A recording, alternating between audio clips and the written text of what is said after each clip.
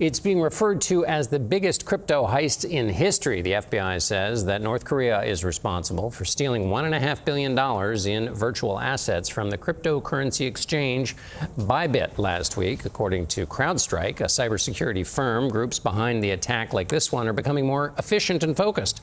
That's just one of the findings in CrowdStrike's 2025 Global Threat Report.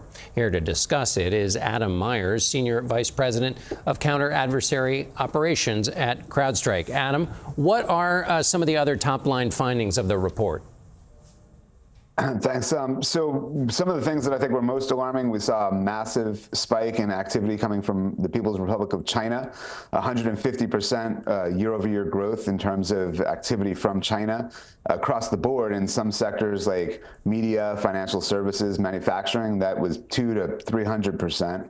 And we saw an increase in adversaries trying to move away from standard kind of attacks that they've been using over the years, an increase in voice-based phishing attacks, for example, 442% in the past year. And was that increased activity from China smarter activity or just more frenetic? They're really maturing what they're doing, and so it is smarter. And one of the things that I think is most concerning, that after almost 2 decades of investing in offensive cyber capabilities, they've achieved parity with many of the other big cyber players out there from a nation state perspective. So and this is all tied to their strategic objectives, things like the Belt and Road Initiative, where they're trying to become the leader not just in Asia Pacific but all across the globe. And Adam, what about, there are a lot of cuts going on in the federal government, some of it in the areas meant to monitor this kind of activity. How do you square those two things going on at the same time?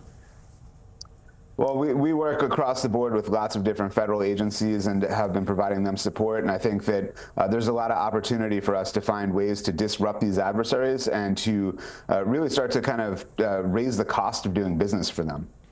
But is there any way in which the diminished federal capacity to do this leaves the door open to possible threats? Well, I think we're going to have to wait and see what happens. We've been working very closely with federal agencies here in the U.S. and across the globe, and we haven't seen anything at this point. But we'll continue to work with them and try to figure out how to best disrupt these adversaries.